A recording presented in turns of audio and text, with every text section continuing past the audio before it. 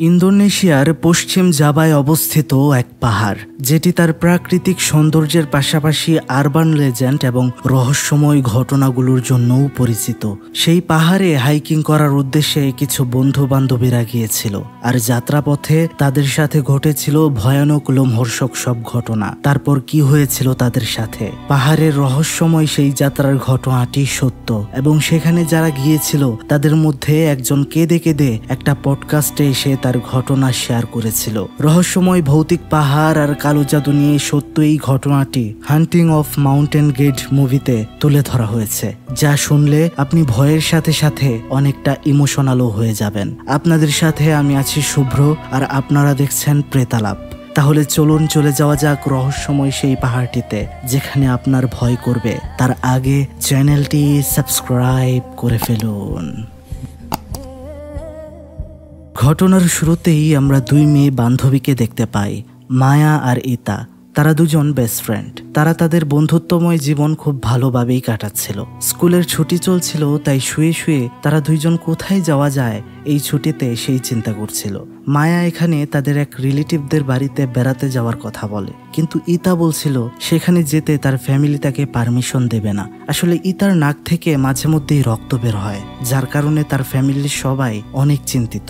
মায়ার তখন সেখানে ওয়াশরুমে যাওয়ার প্রয়োজন হয়, কিন্তু আমরা দেখতে পাচ্ছিলাম সে ইতাদের ওয়াশরুমে যেতেই চাইছিল না। ইতা এই বিষয়টা লক্ষ্য করে মায়াকে প্রশ্ন করে, আচ্ছা তুমি কি আমাদের বাথরুমে কিছু দেখতে পাও? সেখানে মায়া কোনো কিছু লুকিয়ে মাথা নেড়ে বলছিল, না, দেখতে পাই না। ইতার বাড়ি থেকে যখন বিদায় নিবে জুতো পড়ছিল মায়া, তখন সে ইতার পেছনে একটা ভয়ঙ্কর অভয়াব দেখতে পায়, যেটা আবার ইতা দেখতে পারছিল না। ইতা মায়ার কাছে আবারও জিজ্ঞেস করে, তুমি কি দেখে ভয় পাচ্ছ?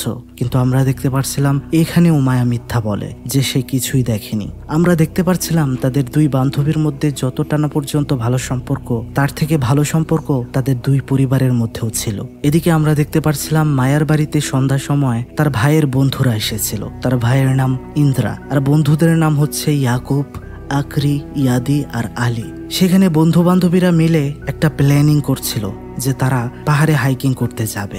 সেখানে তাদের কথা শুনে মায়া বলছিল সেও চায় তাদের সাথে যাওয়ার জন্য, কিন্তু তার ভাই ইন্দ্রা তাকে মানা করে দেয়, কেননা পাহাড়ে ওঠার জন্য অনেক শারীরিক শক্তির প্রয়োজন, আর এতগুলো ছেলের ভেতরে মেয়েদের যাওয়া একদমই ঠিক হবে না। এখানে একটা কথা বলে নেওয়া ভালো, মায়া এমন এক বিশেষ ক্ষমতা নিয়ে জন্ম নিয়েছে, যেটা হচ্ছে সে আশেপাশের সব শয়তান বা জিনকে দেখতে পারে, যেটা অন্য কেউ পারে না। এটা নিয়েও সেখানে কথা হচ্ছিল যে তুমি তো অনেক জায়গায় অনেক কিছু দেখতে পাও, তোমাকে নিয়ে যাওয়া যাবে না, নয়তো তোমার সাথে সাথে আমরাও ভয় পেয়ে যাব। মায়া সেখানে বলছিল, আমি যদি কিছু দেখিও তাহলেও তোমাদেরকে কিছুই বলবো না, যেন তোমরা ভয় না পাও। যে কারণে তারা রাজি হয় তাদেরকে নিয়ে যেতে। মায়া তখন তার বান্ধবী ইতাকে কল করে আর বিষয়টা জানায়। ইতাও খুব খুশি হয় এই বিষয়টা শুনে, কিন্তু আমরা দেখতে পারছিলাম ইতা তার চুলে হাত দিতেই তার চুলগুলি খসে পড়ে যাচ্ছিল, হাতে চলে আসছিল, যা মোটেও স্বাভাবিক লক্ষণ নয়। যেহেতু ইতার শারীরিক অবস্থা ভালো না, তাই মায়া পরের দিন ইতার বাবার কাছে ইতাকে পাহাড়ে নিয়ে যাওয়ার জন্য অনুরোধ করে, আর ইতার বাবা পারমিশনও দিয়ে দেয়। তারা খুবই খুশি হয়ে যায়। মায়া যখনই তার কাছ থেকে বিদায় নিয়ে চলে যাবে,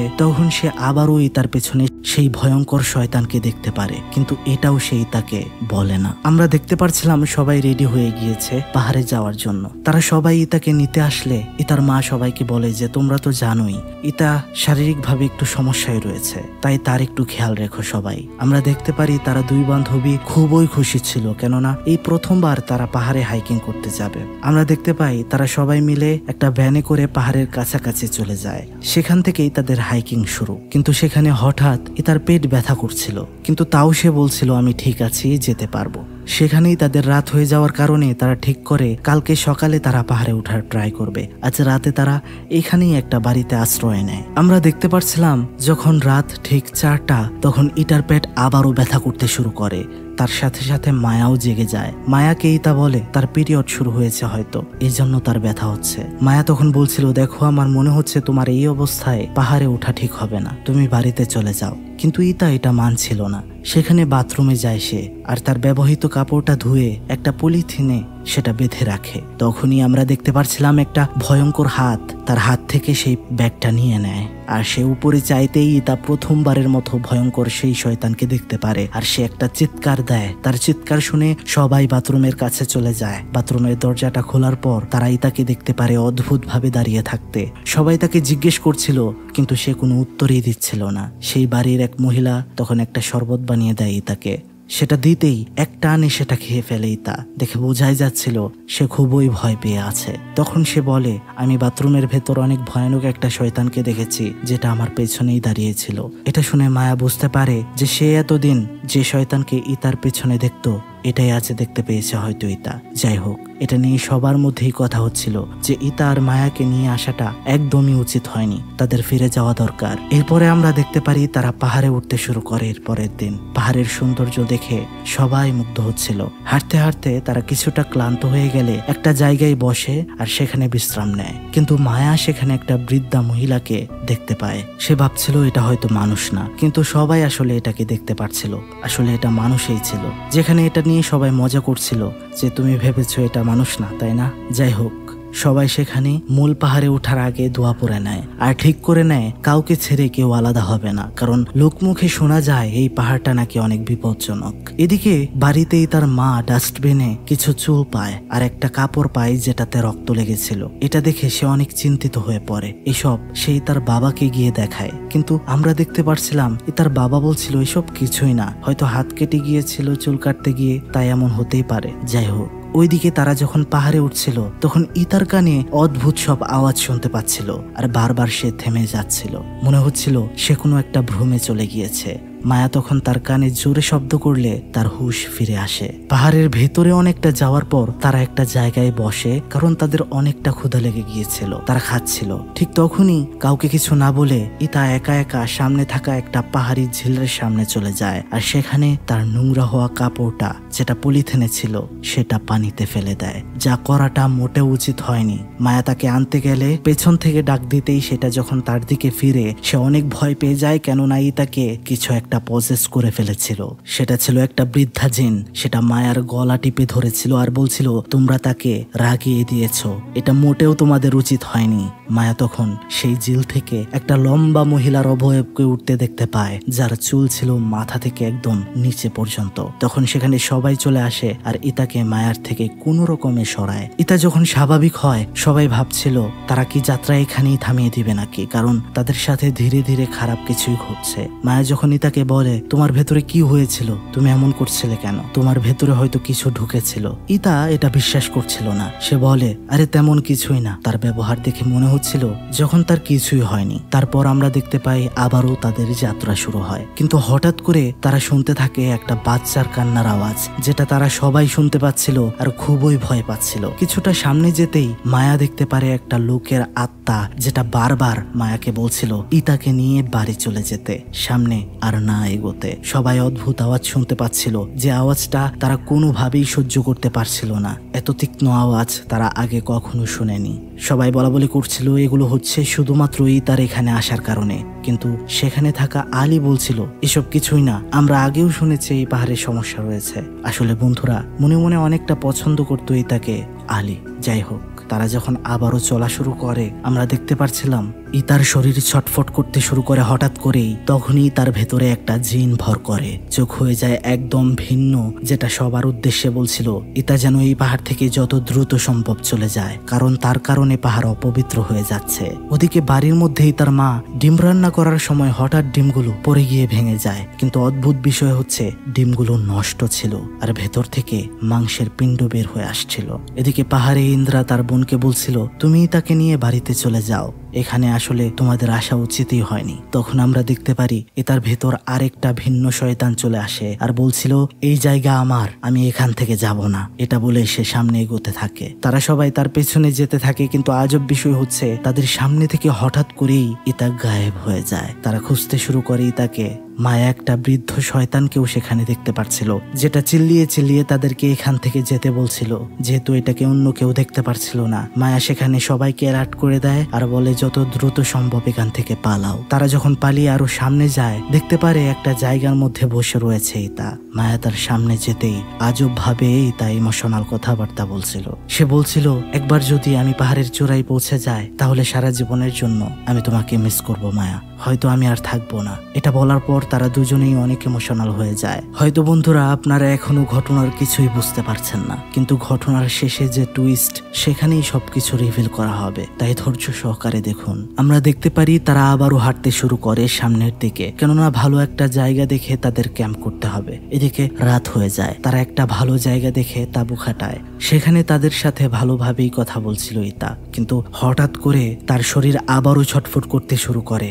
আর আমরা দেখতে পারছিলাম সেখানে থাকা ছেলেগুলো এবার নারাজ হয়ে যায় এটাতে, কারণ বিষয়টা বারবার ঘটছিল। তারা সবাই মিলে ইতার ব্যাগ চেক করতে শুরু করে। তাদের মনে হচ্ছিল ইতা এই ব্যাগে করে এমন কিছু হয়তো নিয়ে এসেছে যেটা এই পাহাড়ের জিনগুলো একদমই সহ্য করতে পারছে না। তারা কারো কাছে সাহায্য চাইবে সেখানে সেই সুযোগটাও ছিল না। আমরা দেখতে পাই আরো কিছু লোক এসেছিল পাহাড়ে হাইকিং এ, তারা পাশেই তাঁবু খাটিয়েছিল। তারা বন্ধু বান্ধব সবাই সেখানে সাহায্যের জন্য যায়, কিন্তু সেখানে থাকা লোকটি বলছিল, আরে এইসব কিছুই না, মেয়েরা একটু অ্যাটেনশন পাওয়ার জন্য এমন করেই থাকে। এই কথা শোনার পর দুই দলের মধ্যে ঝামেলা সৃষ্টি হয়। তখনই সেখানে একটা অচেনা লোক আসে। সে বলে, এখানে তোমরা ঝগড়া লড়াই শুরু করো না, কেননা কারো যদি এখানে কোনো সমস্যা হয় তাহলে এখানে সাহায্য চাওয়ার মতো কোনো জায়গাও নেই। সেই লোকটি তখন ইতার কাছে যায়। সেখানে পাশেই বসেছিল মায়া। তারা দেখতে পারছিল এবার ইতার প্রাইভেট পার্ট থেকে রক্ত পর্যন্ত বের হচ্ছিল, অবস্থা গুরুতর। সেই মুহূর্তে তারা বুঝতে পারে এই মুহূর্তে শুধুমাত্র সৃষ্টিকর্তা তাদেরকে সাহায্য করতে পারে। তাই মায়া আর তার ভাই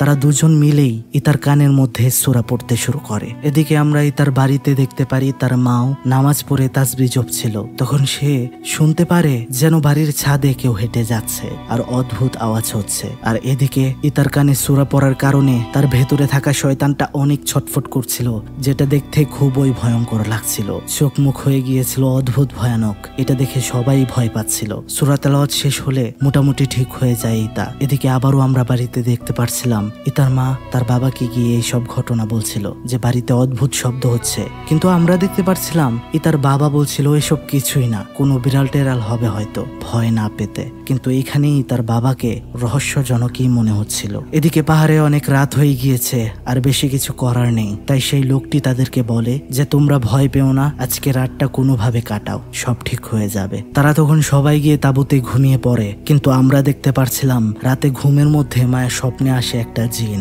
যেটা বলছিল তোমাদেরকে অনেকবার বলা হয়েছে ইতাকে এখান থেকে নিয়ে যাওয়ার, তোমরা যাওনি, এর পরিণাম অনেক খারাপ হবে। তখনই স্বপ্নটি দেখে মায়ের ঘুম ভেঙে যায়। তার খুবই খারাপ লাগছিল, ভয়ও হচ্ছিল। সে তাঁবুর বাহিরে এসে দেখতে পারে ইতার সামনেই বসে রয়েছে আজব ভাবে কারো সাথে কথা বলছে। মায়া তার সামনে যেতেই ইতা তার দিকে ঘুরতেই সে দেখতে পারে ভেতরে রয়েছে তার একটা শয়তান এবং তাকে পজেস করেছে। কোনোভাবেই সেই শয়তানকে তার ভেতর থেকে বের করা যাচ্ছিল না। বন্ধুরা, এখানে বলে রাখা ভালো, আপনারা খেয়াল করেছেন ইতাকে কিন্তু এখানে দুইটা জিন পজেস করেছে, এক একটা এক এক রকম। একটার চোখ এরকম ভয়ানক আর একটার চোখ হচ্ছে লাল, যেটা কিনা ইতার সাথে আগে থেকেই রয়েছে, যেটা মায়াও দেখতে পেত। মায়া চেষ্টা করে ইতার হুঁশ ফিরিয়ে নিয়ে আসার, কিন্তু সেটা হচ্ছিল না। ভেতরে থাকা শয়তানটা বলছিল আমি কোনোভাবেই যাব না, সে আমার হয়ে গিয়েছে। ইতার পেছনে তখন সেই শয়তানকে পুরোপুরি দেখতে পারছিল মায়া। সে কি করবে বুঝতে পারছিল না। তখন সে ইতাকে মারতে শুরু করে, থাপড়াতে শুরু করে, যার কারণে হালকা জ্ঞান আসে ইতার। মায়া তখনই ইতাকে নিয়ে তাঁবুতে ফেরত আসে। পরের দিন সকাল, সবাই উঠার পর একটা জিনিস লক্ষ্য করে, সেটা হচ্ছে কাল রাতে যে ব্যক্তিটা তাদেরকে সাহায্য করেছিল সেটা গায়েব এবং তাঁবুটাও গায়েব। তখন তারা বুঝতে পারে সেটা আসলে মানুষই ছিল না, যেটা জিন ছিল, কিন্তু তাদেরকে সাহায্য করছিল। এদিকে আমরা দেখতে পারি ইতা একটা পাথরের মধ্যে গিয়ে বসে। সেখানে মায়া যাওয়ার পরে সে অদ্ভুতভাবে বলছিল এখানে আবারও তুমি আসবে, কিন্তু তোমার সাথে আমি থাকবো না। তুমি যদি আমাকে দেখতে পাও তাহলে আমাকে তোমার সাথে নিয়ে যাও। এসব ইমোশনাল কথাবার্তা বলছিল। এগুলো কথায় বেশি একটা কান না দিয়ে মায়া তাকে নিয়ে চলে আসে। আমরা দেখতে পারছিলাম তারা আর সামনে এগোয় না, সবাই বাড়িতে ফেরত আসে। ঘরের দরজা খুলতেই ইতার মা দেখতে পারি ইতা চলে এসেছে, কিন্তু সে কোনো কথা বলছিল না। তাকে দেখে অদ্ভুত লাগছিল। সে কিছুই না বলে ঘরের ভেতরে প্রবেশ করে। এদিকে ইতার দাদি ইতার মাকে বলছিল ইতাকে আবার বাহিরে গিয়েছিল, সে যে পেছনের দরজা দিয়ে ঘরে আসলো। এটা শুনে ইতার মা আরো অবাক হয়ে যায়, কেননা ইতা তো ঘরের সামনে দিয়েই প্রবেশ করেছিল তার সামনে। তাহলে ইতার দাদি এসব কি বলছে?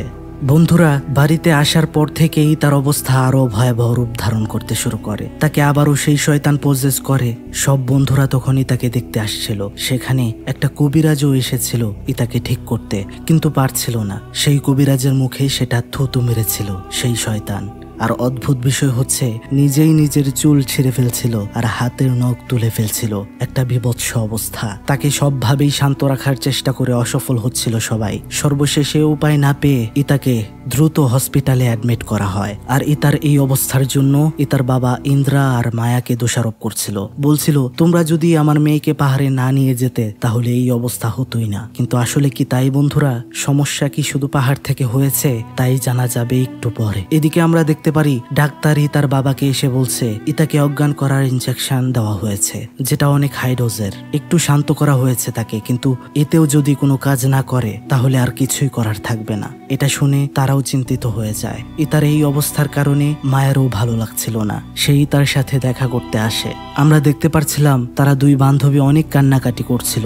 ইতা বলছিল, তুই আমার থেকে কোনো সময় আলাদা হোস না। আমি যদি মারা যাই তাহলেও তুই আমার বেস্ট ফ্রেন্ড থাকবি তো? এটা বলে ইতা আর মায়া দুজনেই কান্নায় ভেঙে পড়ছিল। মায়া যখন ইতার মায়ের সাথে কথা বলছিল, তিনি বলছিল ইতার এই বিষয়ে সে অনেক কবিরাজের সাথে কথা বলেছে, কেউ কোনো উপায় বের করতে পারেনি। তবে একটা কবিরাজ তাকে বলেছে ইতা নাকি সেই পাহাড়ে এমন কিছু ফেলেছে যার কারণে সেই পাহাড়ে থাকা আরবান লেজেন্ড তারা অনেক নারাজ হয়ে গিয়েছে।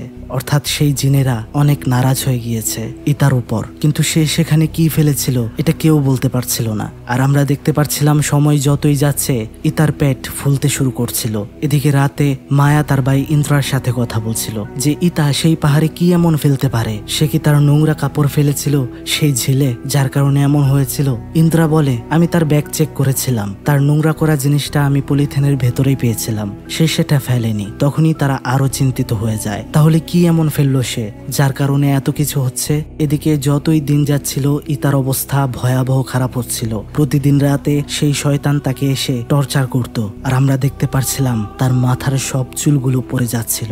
যাই হোক, বন্ধু বান্ধবের চিন্তা হচ্ছিল ইতাকে নিয়ে, তাই তারা সবাই মিলে ইতার কাছে দেখা করতে আসে হাসপাতালে। কিন্তু তাদের সাথে কথা বলার সময় তাদের পেছনেও দেখতে পারছিল ইতা সেই শয়তানকে। এদিকে ইতার মা যখন হসপিটালে আসছিল তার মেয়েকে দেখার জন্য, সে দেখতে পারছিল একটা অচেনা লোক হসপিটালের সামনে ঘোরাফেরা করছে। অবশ্য এই লোকটিকে সে অনেকদিন আগেও লক্ষ্য করেছে।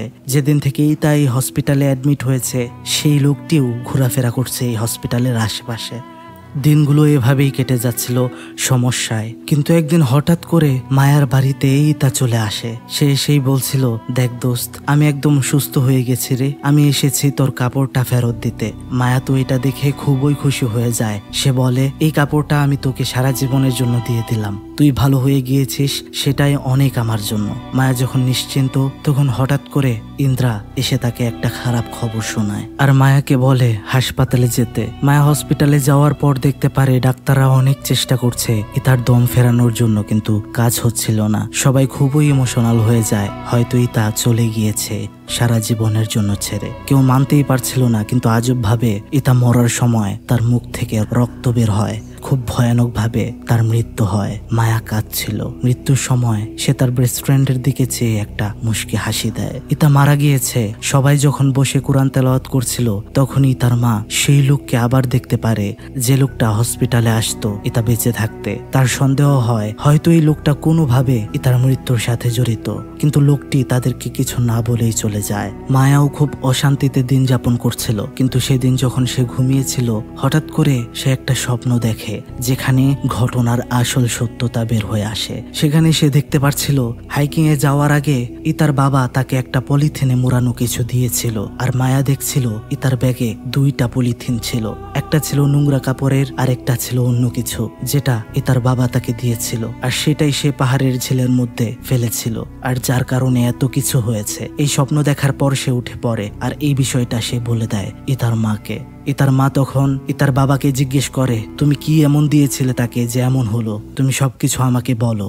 বন্ধুরা, ইতার বাবার একটা সিক্রেট রুম ছিল, যেটাতে সে কাউকেই ঢুকতে দিত না। এমনকি তার মাকেও না। তার মা রুমে জোর করে ঢোকার পর দেখতে পারে অনেকগুলো কালো জাদুর জিনিসপত্র সেখানে। এসব দেখার পর সে যখন ইতার বাবাকে ভুল বোঝা শুরু করবে তখন ইতার বাবা বলতে থাকে ঘটনার মূল টুইস্ট। ইতার বাবা বলে আমার ব্যবসা খুব ভালো চলছিল জানো, কিন্তু আমার কম্পিটিটর ব্যবসায়ী আমার সেই সাফল্য দেখে সহ্য করতে পারছিল না, তাই সে আমার উপর কালো জাদু করে। একটা ভয়ঙ্কর কালো জাদু, একটা ভয়ঙ্কর জিন আমাদের পরিবারে সে চালান করে, আর ভুলবশত সেই জিনটা আমার মেয়েকে টার্গেট করে আর তার সাথে ভিড়ে যায়। সেই জিনের উদ্দেশ্য ছিল সে যাকে ধরবে তাকে মৃত্যু পর্যন্ত নিয়ে যাবে। আমিও এটা বুঝতে পারছিলাম, আমি কাউকেই বলিনি তোমাদের। তখন আমি আমাদের বাড়ির উঠানে একটা ভুডু ডলও পেয়েছিলাম যেটা কিনা তারা পুঁতে রেখে গিয়েছিল। আমি বুঝতে পারছিলাম না যে আমি কি করব। তারপর আমি নিজেই কালো জাদু করতে শুরু করি এই কালো জাদু নষ্ট করার জন্য।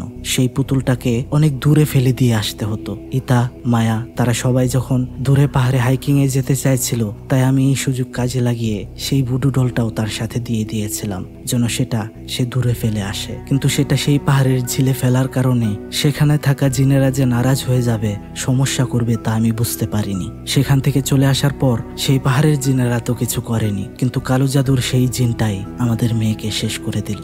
বন্ধুরা, এখানে আমরা একটা লোককে দেখতে পেয়েছিলাম যেটা কিনা হসপিটালে বাড়িতে উকি ঝুঁকি পারত। আসলে সেই করেছিল এই কালো জাদুটা এবং কালো জাদু করে শেষ করে দিল একটা জলজ্যান্ত মেয়ের জীবন। দীর্ঘ 3 বছর পর আমরা দেখতে পারি মায়া আবারও তার ভাইয়ের সাথে সেই পাহাড়ে হাইকিং করার জন্য যায়, যেখানে যাওয়ার পর তার বেস্ট ফ্রেন্ড ইতার কথা তার অনেক মনে পড়ে। কারণ এখানেই এই পাথরটাতে বসে তার ফ্রেন্ড ইতা তাকে বলেছিল তুমি যদি আবারও এখানে আসো কখনো, তাহলে আমাকে পেলে তোমার সাথে নিয়ে যেও। আমরাও দেখতে পারছিলাম সত্যি ইতার আত্মা সেখানে দেখা দেয় মায়াকে, আর তারা দুইজনে এগিয়ে যেতে শুরু করে। ঘটনাটি এভাবেই শেষ হয়। ঘটনার শেষে আমরা দেখতে পারছিলাম আসল মায়াকে, যে কিনা কেঁদে কেঁদে তার বান্ধবীর সাথে ঘটা ঘটনার বর্ণনা করছিল। তার কান্না দেখে সত্যি কথা বলতে আমিও ইমোশনাল হয়ে গিয়েছিলাম। বন্ধুরা, আসলে বন্ধুত্ব সুন্দর, জীবিত হোক অথবা মৃত, বন্ধু কখনোই বন্ধুকে বলতে পারে না। আশা করছি বন্ধুরা আপনারা এই ঘটনা বুঝতে পেরেছেন। ঘটনাটি ভালো লাগলে অবশ্যই লাইক করবেন, কমেন্ট করবেন ভালো করে, আর একটি শেয়ার করে দেবেন। চ্যানেলটি সাবস্ক্রাইব করে বেল নোটিফিকেশনটা অল করতে একদমই ভুলবেন না। এটা করতে ভুলে গেলে কিন্তু আমাদের নতুন ভিডিওগুলো আপনাদের সামনে পৌঁছাবে না, তাই এটা অবশ্যই অল করে রাখবেন। তো বন্ধুরা, আজকের মতো বিদায় নেব। দেখা হবে নেক্সট ভিডিওতে। ভালো থাকবেন সবাই, ভালো রাখবেন সবাইকে। আল্লাহ হাফেজ, আসসালামু আলাইকুম।